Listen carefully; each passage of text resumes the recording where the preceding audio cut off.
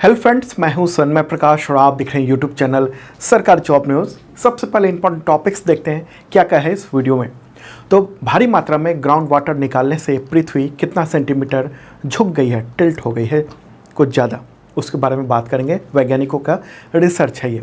खुफिया agency raw के नए चीफ कौन बन गए हैं, पहली राजकीय यात्रा पर prime minister Narendra Modi America पहुँचे हैं, क्या सब हो रहा है वहाँ वो भी जानेंगे। G20 को G21 में बदलने के लिए प्राइम मिनिस्टर नरेंद्र मोदी ने किसे नया सदस्य बनाने का प्रस्ताव दिया है। तमाम जो मेंबर कंट्री हैं उन सबको लेटर लिखा है उन्होंने। एयर इंडिया का रिकॉर्ड तोड़कर किस भारतीय कंपनी ने 500 विमानों का ऑर्डर दिया है। भारत ने वियतनाम को कौन सा युद्धपोत उपहार में देने की घोषणा की है। अंतर्राष्ट्रीय योग दिवस है आज, तो 2023 की थीम क्या है। केंद्र सरकार ने गांधी शांति पुरस्कार किसे देने का ऐलान किया है। और भी कई टॉपिक है, उन सब पर चर्चा करेंगे दोस्तों। तो शुरू करते हैं ये करंट अफेयर्स। उससे पहले एक इन्फॉर्मेशन, 24 जून को सुबह 11 बजे, टाइम और डेट मत भूलना। क्या हो रहा है, तो मैराथन वीडियो आ रहा है हाफ ईयरली करंट अफेयर्स का। तमाम जो भी एग्जामिनेशन होने वाले हैं, जिनकी आप तैयारी कर रहे हैं, उन सब में बहुत काम आएगा। देखना ज़रूर, लाइव होगा 24 जून की सुबह 11 बजे। ओके, तो शुरू करते हैं दोस्तों आप ये वीडियो। और पहला क्वेश्चन होगा, भारी मात्रा में ग्राउंड वाटर निकालने से पृथ्वी वर्ष 1993 से 2010 के बीच में कितना सेंटीमीटर झुक गई है। आंसर का 80 सेंटीमीटर। मतलब पहले से टिल्ट तो है, लेकिन कुछ और टिल्ट बताया जा रहा है रिसर्च के द्वारा। तो द हिंदू न्यूज़पेपर ने डिटेल में इस पर प्रकाशित किया है पूरा न्यूज़। और इसके अनुसार अमेरिकन जियोफिजिकल यूनियन यानी AGU के वैज्ञानिकों ने ये रिसर्च किया है। और इसके अनुसार अगर हम न्यूज़ की ही बात कर लें तो 2150 बिलियन टन ग्राउंड वाटर जो है ना निकाल लिया गया इस अवधि के दौरान। किस अवधि के दौरान? 1993 से 2010 के दौरान। और इसमें से ज़्यादातर हिस्सा महासागरों में चला गया, क्योंकि जैसे हमने पीने के लिए निकाला ग्राउंड वाटर से पानी, और वेस्ट के रूप में वो नदियों में गया और नदियों से महासागर में चला गया। और ये पानी समुद्र के स्तर में 6 मिलीमीटर यानी 0.24 इंच अधिक वृद्धि के बराबर है, इतना ज़्यादा। तो इसकी वजह से 80 सेंटीमीटर, नियरली 80 सेंटीमीटर जो है टिल्ट हो गया है ईस्ट की ओर से। ओके, या 80 सेंटीमीटर, या कहेंगे उसको 31.5 इंच। ओके, अच्छा, आपको पता होगा ये जो पृथ्वी का जो घूर्णन है ये इस तरीके से होता है। और ज़्यादातर जितने भी ग्रह हैं अपने जो सौर परिवार है उसका, वो टिल्ट है थोड़ा सा, ठीक है। और वर्तमान में पृथ्वी जो है ना वो उसका झुकाव तकरीबन 23.44 डिग्री है। ओके, और पृथ्वी के रोटेशन पोल यानी घूर्णन ध्रुव जो है ना उसका स्थान पृथ्वी के क्रस्ट के सापेक्ष में भिन्न होता है थोड़ा। अच्छा, इसको समझने के लिए एक आप इस चीज़ को समझिए कि पृथ्वी जो हम लोग मैप में या फोटोग्राफ में हर जगह देखते हैं इस तरह से गोल, दरअसल ऐसी है नहीं। पृथ्वी जो है इस तरीके का है, यानी उसका आकार पूरा गोल नहीं है। इस तरह से आप देख रहे हैं, यहाँ से थोड़ा सा चिपटा हुआ, इधर थोड़ा फूला हुआ, इस तरह की पृथ्वी है हमारी, ठीक है। और इसके आकार, द्रव्यमान वितरण यानी मास डिस्ट्रीब्यूशन, तो इसकी वजह से क्या है, रोटेशन में और टिल्टिंग में जो है ना वो इरेगुलरिटीज़ होती हैं। और ये अगर हम पानी ग्राउंड वाटर निकालते हैं तो उसकी वजह से इसके जो झुकाव है उस पर असर पड़ता है, ठीक है। तो ये हम चारों तरफ का ये जो एक्चुअल पोजीशन है वो दिखा रहे हैं। और प्यारा भारत यहाँ पर है, ठीक है। तो यहाँ थोड़ा सा चिपटा हुआ दिखेगा। चिपटा हुआ का मतलब ये नहीं है कि यहाँ समुद्र जो है काफ़ी ऊपर आ गया, नहीं, ये एक्चुअल में इस तरीके की पृथ्वी है। और वैज्ञानिकों ने ये भी रिसर्च किया कि क्या जो बर्फ़ वगैरह यानी ग्लेशियर पिघल रहे हैं उसकी वजह से भी तो नहीं कोई घूर्णन में या फिर उसके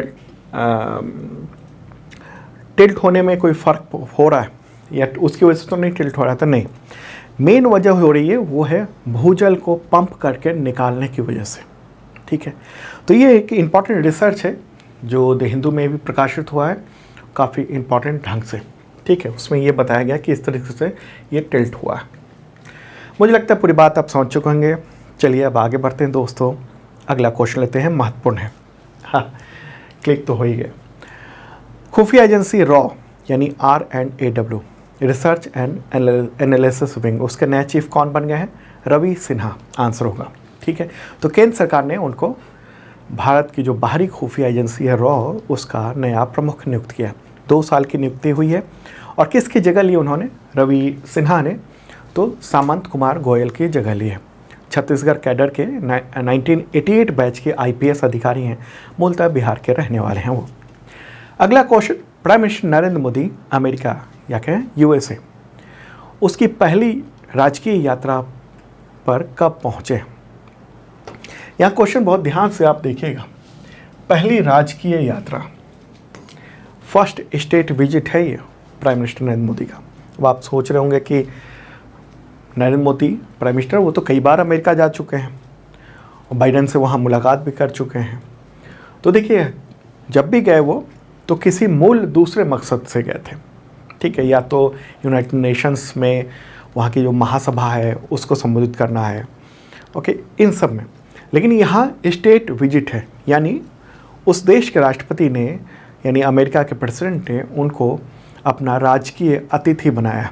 ठीक है, स्टेट विजिट के तौर पर इसका दर्जा दिया। ठीक है, वैसे जाना और स्टेट विजिट में बहुत फ़र्क होता है। ठीक है, तो इसका आंसर क्या होगा? 21 जून। ठीक है, 21 जून को पहुँचे हैं वो, और ढेर सारे कार्यक्रम हैं उनके। 4 दिन की यात्रा है। कब से कब तक? तो 21 से 24 जून तक की। और वो सबसे पहले 21 जून को यानी आज ही संयुक्त राष्ट्र मुख्यालय में अंतर्राष्ट्रीय योग दिवस समारोह का वो नेतृत्व करेंगे। उसके बाद फिर अमेरिकी राष्ट्रपति जो बाइडेन उनके साथ ऑफिशियल डिनर पे जाएंगे। जो बाइडेन जो है वो ऑफिशियल डिनर होस्ट करेंगे उनके लिए। ठीक है, तो एक इम्पॉर्टेंट इवेंट हो रहा है। और चूँकि अभी पहुँचे हैं तो जो भी इसमें जो गतिविधियाँ होंगी, जो भी अपडेट होगा, वो मैं आपको नेक्स्ट वीडियो में बताऊंगा, जो अपडेट होंगे।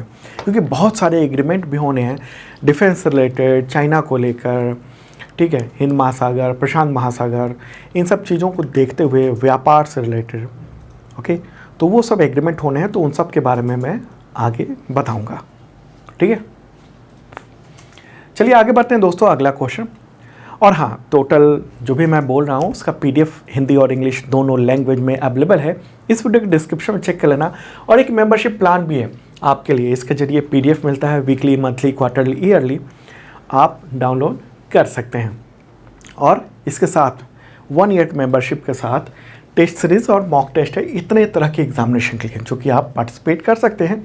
तो इस वीडियो के डिस्क्रिप्शन में देख लेना कैसे मेंबरशिप लेना है, कैसे फ़ायदा उठाना है, सब उसका वीडियो भी बना हुआ है, उसका लिंक अवेलेबल है। अगला क्वेश्चन होगा, G20 को G21 में बदलने के लिए प्राइम मिनिस्टर नरेंद्र मोदी ने किस संघ को सदस्य बनाने का प्रस्ताव दिया? आंसर होगा अफ्रीकी संघ, अफ्रीकी यूनियन को उसका मेंबर बनाने का प्रस्ताव दिया। तो G21 हो सकता है आने वाले वक्त में ये हो जाए G20, ओके, मतलब G20 जो है वो G21 बन सकता है आने वाले वक्त में। तो प्राइम मिनिस्टर नरेंद्र मोदी ने जितने भी G20 के सदस्य देश हैं उन सबको एक लेटर लिखा है और कहा है कि इनको भी शामिल किया जाए, अफ्रीकी संघ को शामिल किया जाए। ठीक है, अच्छा, इससे पहले जो जनवरी में हुआ था ना, ये the Global South, voice of the Global South शिखर सम्मेलन, उसमें भी ये बात सामने आई थी। ओके, और अफ्रीकी संघ को इससे पहले बुलाया गया था वहाँ, जो इंडोनेशिया में हुआ था, G20 की समिट हुई थी पिछली बार उसमें। ठीक है, एक गेस्ट के तौर पे इनवाइट किया गया था, लेकिन यहाँ पूरा मेंबर बनाने की बात हो रही है। तो भारत में G20 की समिट होने जा रही है और सितंबर में ही होना है, 9-10 सितंबर को दिल्ली में आयोजित होना है। और उससे पहले प्राइम मिनिस्टर नरेंद्र मोदी ने ये लेटर लिखा है कि अफ्रीकी संघ को भी शामिल किया जाए। फिलहाल अफ्रीकी महाद्वीप में वहाँ उसका एक दक्षिण अफ्रीका ही देश है जो मेंबर है G20 का। तो एक बार देख लेते हैं अफ्रीकी जो महादेश है उसको, कॉन्टिनेंट को। तो अपना प्यारा भारत है ये, और अब चलते हैं अफ्रीका की ओर। तो ये विशालकाय है अफ्रीका, ठीक है, और उसमें सिर्फ दक्षिण अफ्रीका कहाँ पर दक्षिण अफ्रीका, यहाँ पर है, ये वाला जो हिस्सा आप देख रहे हैं ये है दक्षिण अफ्रीका, साउथ अफ्रीका। ठीक है, तो यही केवल मेंबर है। तो अब ये बात हो रही है कि जो अफ्रीकी संघ है, संघ इस अफ्रीकी महादेश में 54 कंट्री है, तो उनका एक जो यूनियन है, उनका एक जो संघ है उसको शामिल कर दिया जाए। ओके, तो अब ये G21 भी हो सकता है आने वाले वक्त में। ओके, तो G20 में अभी कितने मेंबर कंट्री कौन कौन है? अर्जेंटीना है, ऑस्ट्रेलिया, ब्राज़ील, कनाडा, चीन, France, Germany, India, Indonesia, Italy, Japan, दक्षिण कोरिया, मैक्सिको, रूस, सऊदी अरब, दक्षिण अफ्रीका, तुर्की, ब्रिटेन, अमेरिका 19, और ये 20वां है यूरोपीय संघ। तब बात हो रही है अफ्रीकी संघ को भी शामिल करने की। ठीक है, अफ्रीका एक बहुत बड़ा महाद्वीप है और उसका केवल एक ही मतलब प्रतिनिधित्व है, तो उसको बढ़ाने की बात हो रही है, पूरे संघ को एक बार शामिल किया जाए। चलिए दोस्तों, अगला क्वेश्चन लेते हैं। एयर इंडिया का रिकॉर्ड तोड़कर किस भारतीय एविएशन कंपनी ने 500 एयरबस विमान, एयरबस एक कंपनी है तो उसी से विमान खरीदने का तो ऑर्डर दिया है उसी को। आंसर का इंडिगो। ठीक है, इंडिगो ने दिया है ऑर्डर, और देख रहे हैं आप न्यूज़ भी। इंडिगो का फुल फॉर्म है इंटर ग्लोबल एविएशन लिमिटेड। ठीक है, तो 19 जून को ये डील हुई है 500 एयरबस A320 फैमिली एयरक्राफ्ट उसको खरीदने के लिए, और इसी के साथ इंडिगो एक बार में इतना बड़ा ऑर्डर देने वाली दुनिया की पहली एयरलाइन कंपनी बन गई। और इन जो एयरक्राफ्ट है ना, उसकी डिलीवरी 2030 से 2035 के बीच होने की उम्मीद है। मतलब अभी 2023 चल रहा है, तो 2030 से 2035 के बीच में ये डिलीवरी होगी। क्योंकि ये जो भी विमान बनते हैं वो ऐसा नहीं होता है कि आपको कार जैसे लेना हो और आप पहुँचे शॉप पे या कहें शोरूम पे और आपने वहाँ से परचेज कर लिया। ऐसा नहीं होता है, जब आप ऑर्डर देते हैं तब उसका निर्माण शुरू होता है। और एयरबस के पास लगभग 1000 विमानों का ऑर्डर है। तो ये जो एग्रीमेंट है वो कहाँ पर हुआ है, ये एग्रीमेंट का फोटोग्राफ देख रहे हैं आप, ये हुआ है 54th international Paris air show, उसके दौरान एयरबस और इंडिगो के बीच में ये डील हुई है। कितने की डील है ये? तकरीबन 50 अरब डॉलर, यानी लगभग 4 लाख करोड़ रुपए की ये डील है। हालांकि ऑर्डर की जो वास्तविक लागत है वो उससे कम भी हो सकती है, क्योंकि होता ये है कि जब बहुत बड़े पैमाने पर आप ऑर्डर देते हैं तो उसमें डिस्काउंट भी मिलता है। ओके, और इंडिगो के पास अभी 300 से ज़्यादा विमान है। अब सवाल ये भी हो सकता है आपके मन में कि भारत की जो एयरलाइन कंपनियां हैं वो इतनी तेज़ी से क्यों विमान खरीदें, जैसे एयर इंडिया का हमने देखा पहले, और अब ये देख रहे हैं कि इंडिगो भी इतना खरीद रही है। तो देखिए, इसके पीछे ना भारत में जो हवाई यात्री हैं, एयर ट्रेवलर हैं, उनकी संख्या में ज़बरदस्त बढ़ोतरी देखी जा रही है। 2013-14 में 6 करोड़ यानी 6 करोड़ हवाई यात्री थे, जो कि अभी बढ़कर 20 करोड़ हो गए, 6 से 20 करोड़। जबकि विमानों में जो वृद्धि हुई है वो 400 से 700 हुई है मात्र। ओके, तो जब इतनी ज़्यादा वृद्धि हुई, और इसी वजह से आप देख रहे होंगे कि अभी जो फ़्लाइट के ना उसके प्राइस बहुत ज़्यादा हैं। आपको भारत के कई जगहों में, मतलब यहाँ से लंदन जाना है तो जितना किराया लगता है ना, उससे ज़्यादा किराया यहाँ से किसी दूसरे शहर में जाने के लिए होता है। दिल्ली से दूसरे शहर में जाने के लिए कई बार इतने रेट हाई होते हैं। ठीक है, तो ये भी है उम्मीद कि वर्ष 2027 तक भारत में जो विमान यात्री हैं उनकी संख्या 40 करोड़ तक हो सकती है। ठीक है, तो अभी जो जितने विमान हैं 700 टोटल, उसमें ये सब नाकाफ़ी हैं। आने वाले वर्षों में इसमें बूम आएगा, तो इसलिए ये तमाम कंपनियां आगे बढ़ रही हैं। तो इंडिगो, उसके चेयरपर्सन कौन है? वेंकट रमणी सुमंत्रन, MD हैं राहुल भाटिया, और CEO हैं पीटर एल्बर्स। अगला क्वेश्चन लेते हैं दोस्तों। भारत ने वियतनाम को कौन सा युद्धपोत उपहार में देने की घोषणा की है, गिफ्ट के तौर पर? कौन सा युद्धपोत? आंसर का INS कृपाण। ठीक है, तो भारतीय रक्षा मंत्री राजनाथ सिंह और वियतनाम के रक्षा मंत्री फान वान गियांग, तो दोनों के बीच में 18 और 19 जून को दिल्ली में द्विपक्षीय वार्ता हुई, बायलैटरल टॉक हुआ, और इसी दौरान भारत ने वियतनाम को ये जो INS कृपाण है वो गिफ्ट करने का ऐलान किया। तो दोनों देशों के बीच में डिफेंस, सिक्योरिटी, समुद्री संबंध, इन सब पर चर्चा हुई और कई कुछ डिसीजन हुए हैं। तो ये गिफ्ट के तौर पर ये दिया जा रहा है, ठीक है। ये स्वदेश निर्मित ये मिसाइल कॉर्वेट है, ओके। तो एक बार हम वियतनाम चलते हैं, वियतनाम को देख लेते हैं, फिर आके चीज़ों को समझेंगे। तो प्यारा भारत है और वियतनाम जो ना आसियान कंट्री है, ठीक है। तो यहाँ पर ये रहा वियतनाम, ठीक है। इधर चाइना है इसका पड़ोसी, एक दूसरा पड़ोसी है लाओस, और तीसरा पड़ोसी है कंबोडिया। इधर है साउथ चाइना सी, ठीक है, ये साउथ चाइना सी है। तो उसी के मद्देनज़र चूँकि चीन जो है ना यहाँ पर कुछ ज़्यादा ही घुसपैठ करता रहता है, तो उसके मद्देनज़र भारत ने अपने दोस्त को ये गिफ्ट किया है INS कृपाण, ठीक है। मिसाइल कॉर्वेट है।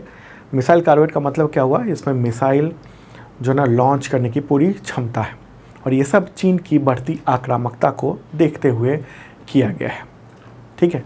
तो एक बार देख लेते हैं वियतनाम में कौन कौन है। राजधानी जो है हनोई है, राष्ट्रपति वो वान थुओंग है, ओके। प्राइम मिनिस्टर हैं फम मिन चिन, मुद्रा है वियतनामी डांग, क्या है, वियतनामी डांग, ओके। तो ये वार्ता हुई है, तो ठीक है। INS कृपाण भारत में बना हुआ युद्धपोत है, और 30 mm की क्लोज रेंज गन भी लगे हुए। इसमें मिसाइल से लैस है, ये देख रहे हैं आप, यहाँ पर मिसाइलों से लैस है दुश्मन पर हमला करने के लिए। ये 1991 में इंडियन नेवी में शामिल किया गया था, ठीक है। तो एक इम्पॉर्टेंट बात। आगे बढ़ते हैं दोस्तों, अंतर्राष्ट्रीय योग दिवस कब मनाया जाता है? मुझे लगता है सबको पता होगा। आंसर है 21 जून को, 21 जून को। और थीम क्या है इस बार की? थीम है योगा फॉर वसुधैव कुटुंबकम। हिंदी में कहेंगे वसुधैव कुटुंबकम के लिए योग, ठीक है, यह थीम।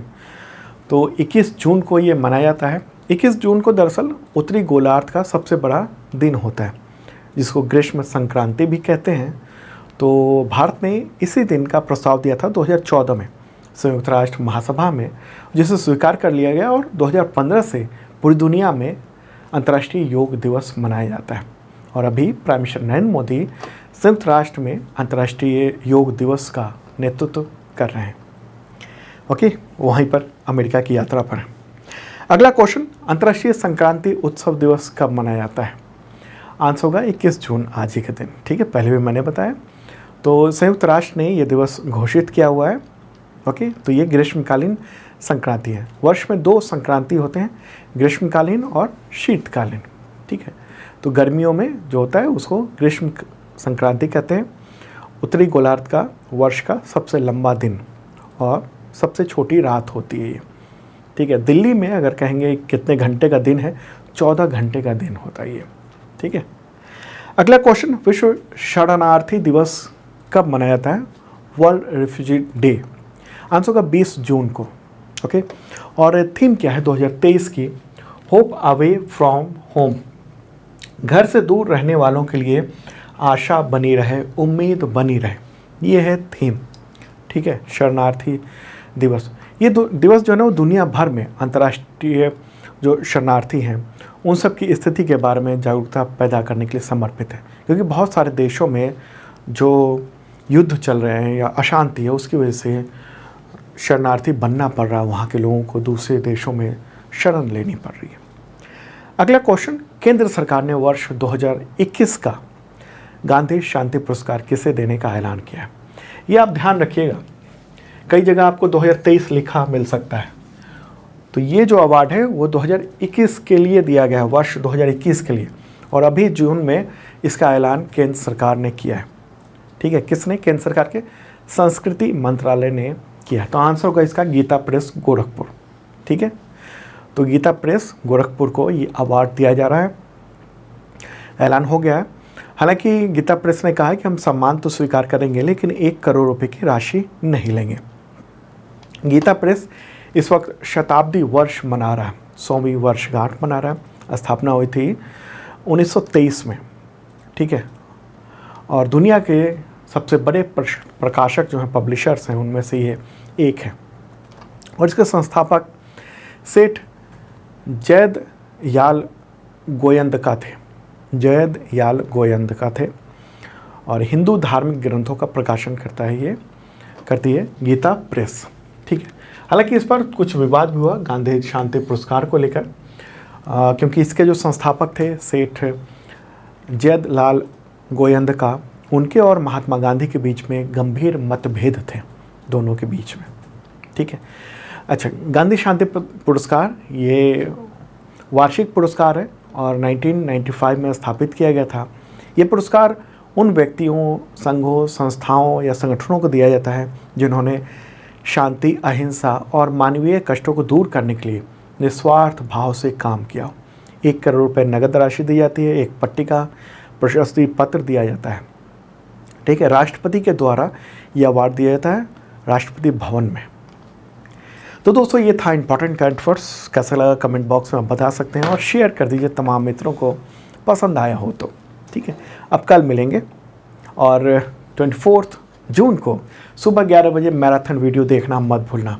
आपके लिए स्पेशली ये वीडियो आ रहा है तमाम एग्जामिनेशन के लिए। Okay, bye.